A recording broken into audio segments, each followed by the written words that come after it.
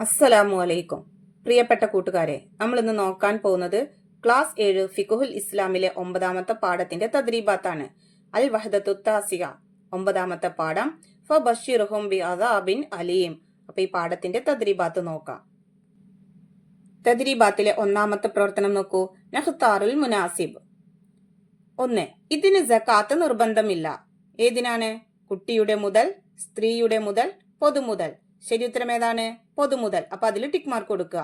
2. സ്വർണത്തിന്റെ കുറഞ്ഞ നിസാബ്. Options 595 gram, 960 gram, 85 gram. ശരി ഉത്തരം 85 ഗ്രാം. 3. സക്കാത്ത് നിർബന്ധമുള്ള പഴം. ഓപ്ഷൻസ് ആപ്പിൾ, ഓറഞ്ച്, മുന്തിരി. ശരി ഉത്തരം ഏതാണ്? മുന്തിരി.